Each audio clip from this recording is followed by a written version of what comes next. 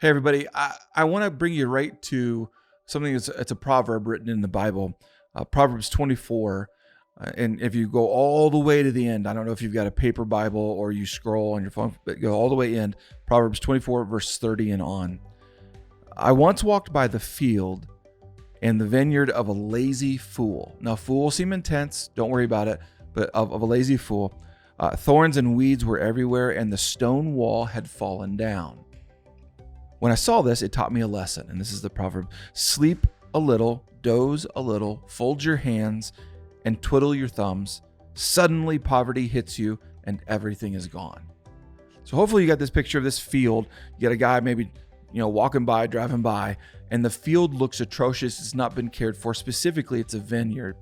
Now let me give you a little bit of context. You have to understand the angst that would have been in this proverb. The guy writing it would have probably had an actual visual. You have to understand that the ancient Middle East, a piece of land capable of producing and growing crops, specifically a vineyard, was one of the most valuable things you could own.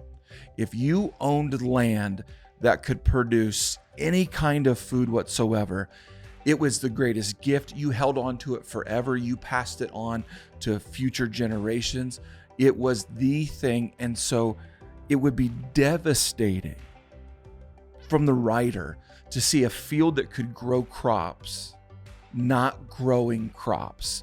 It would be like a smack in the face. So he writes this proverb going, don't ever let what is capable of growing, don't ever let it be, don't be lazy about it.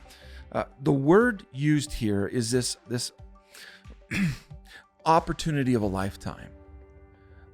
A Middle Eastern person would have seen opportunity of lifetime. And I think you and I get this with marriages. Usually a couple goes into the ceremony like, this is an opportunity of lifetime. You're spending money on pictures and food and clothes and destinations and all this. This is an opportunity of a lifetime. Usually people even dream about getting married someday, opportunity of lifetime. But here's what I found, and it's heartbreaking actually. A lot of married people stop treating it like the opportunity of a lifetime. Like, you've got a guy writing a proverb going, owning land that can grow is an opportunity of a lifetime. You got you and I who would say marriage is opportunity of a lifetime. But then the word, what's called entropy, begins to happen. Here's some definition. It's the process of winding down. It's the idea that everything that is left to itself has a tendency to deteriorate. I wonder, and I didn't talk a lot about this in the sermon, I wonder if your marriage, it's not that you guys have just grown apart or it's just not working. I wonder if your marriage is deteriorating because you're not treating it like the opportunity of a lifetime anymore. So let me bring you back. Here's some basic things. Without initiative, all you have are good intentions. And when you were dating, I don't know if you know this about yourself, but I'm going to guess 9 times out of 10, you had a ton of initiative, like asking questions, doing special things, being inquisitive, rescheduling your time so you guys spend a lot of time together. So here's the wisdom.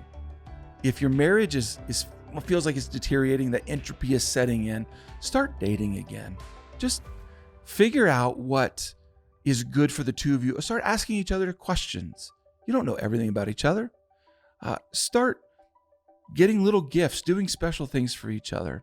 And I know it sounds so simple, but I'll tell you, as a guy who meets with couples and their marriages are struggling, it's typically because one or both stopped treating the relationship like it was a gift of a lifetime. I think that's good marriage advice, probably good relationship advice. Don't let things just die off.